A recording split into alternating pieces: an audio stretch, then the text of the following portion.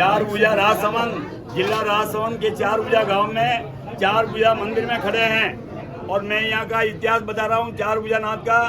वो ध्यान से सुनिए।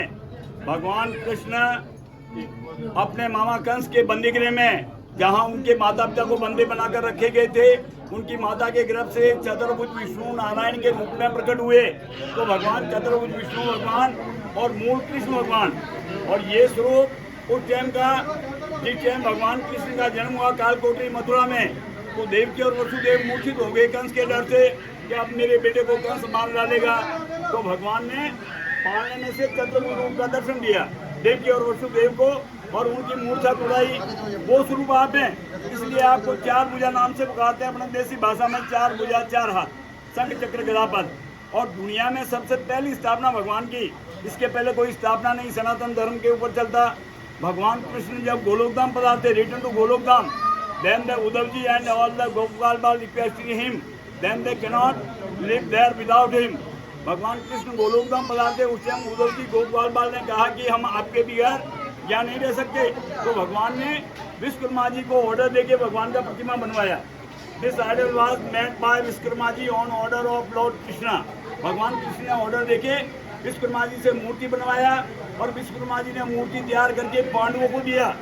पांडवों ने एग्जाइल, अज्ञातवास यहाँ निकाला। During the Mahabharata period the Pandavas spent their exile here in the Aravalli hills. ये अरावली की पहाड़ियों में पांडवों ने अज्ञातवास निकाला और पांडव पृथ्वी की अंतिम परिक्रमा करके भगवान की यहाँ स्थापना करके हिमालय में जाके अपना दम त्याग किया।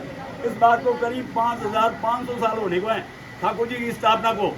और अपने हिंदुस्तान में 5 वैष्णव पीठ हैं, 5 मंदिर है भगवान कृष्ण के मुख्य मंदिर। चतुर्भुज रूप का दर्शन दिया देवकी और वसुदेव को कारागृह के अंदर।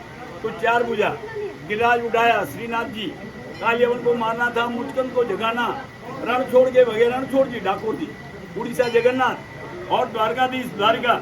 ये 5 वैष्णव पीठ हैं, उसमें प्रधान पीठ चार भुजा। और यहाँ का नियम है, lord is adorned twice a day, aarti done 5 time and different prasad offer to him.